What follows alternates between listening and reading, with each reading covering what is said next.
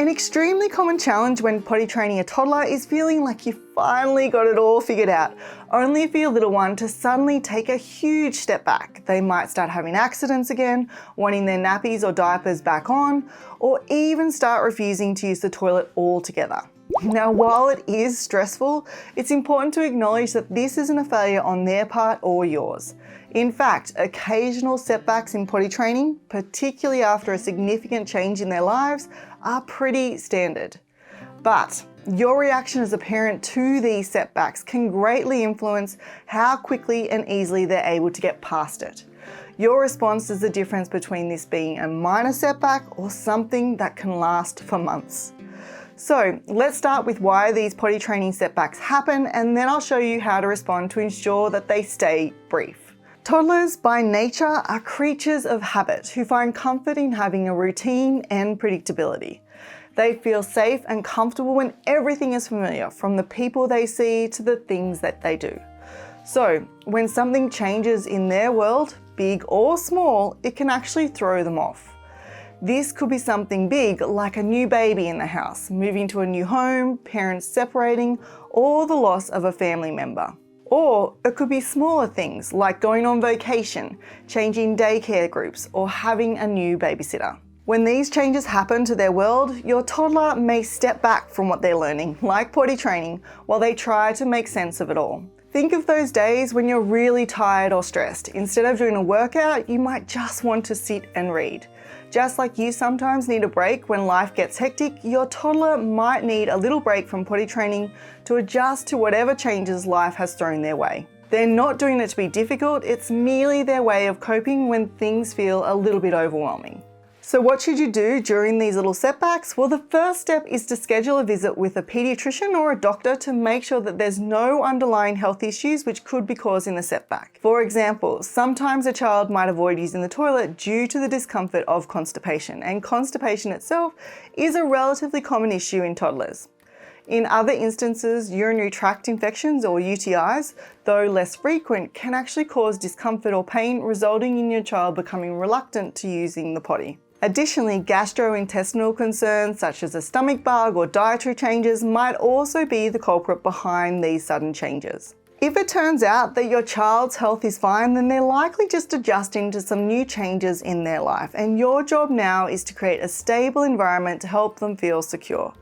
As they're getting used to this new normal, you want to gently steer them back to potty training.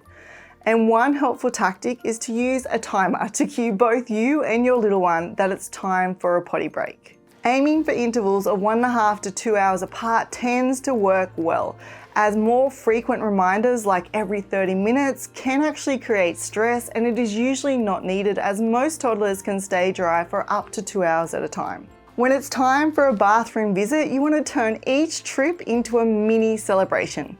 Simple gestures like a high five, a cheer, or encouraging words can make a big difference. You might even want to introduce a star reward chart to mark each successful potty attempt. When you celebrate these small wins with your little one, you're helping to boost their confidence around using the potty.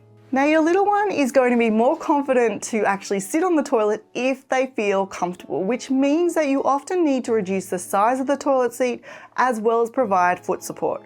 To help you find the right toilet training products for you, I've created a free toilet training essentials guide. In this guide, I list all the must-have items to make that potty training experience as smooth as possible. So to get your free copy, just click the link in the description below this video. While we're on the topic of sitting on the toilet, it's important to remember that the length of time your little one should sit on the toilet should be a maximum of 5 minutes, as any longer than this can actually make the experience feel like a punishment and lead to further resistance.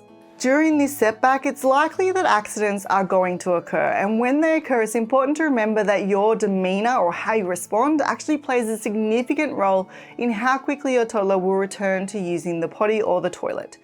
You want to make sure that when you do respond, you keep your emotions in check. You don't shout, roll your eyes, or offer reassurances in a tone that clearly says you're not pleased. Because if you do, these can actually instill feelings of shame or embarrassment in your child, which will prolong the potty training regression rather than help them move past it. In addition to keeping your emotions in check, you want to also change your child's clothing in the bathroom, as this practice helps to reinforce the bathroom routine from pulling down their pants to wiping and washing their hands. It also helps to keep the process consistent and familiar, which can help ease your child back to regular potty use. Remember, every stage in your child's development is just a phase, and this too shall pass. Now, at around the same age as potty training, you're also very likely to start experiencing tantrums and emotional meltdowns with your toddler. Responding to this behaviour using punishments like taking away something they like, such as treats, screen time, or even cancelling a fun activity, is a common approach. But here's the thing. Research shows that this doesn't really help improve behaviour. In fact, it could even make things worse. Watch this video next to learn about what punishment actually teaches your little one, and more importantly, a more effective way to manage your toddler's tantrums and meltdowns.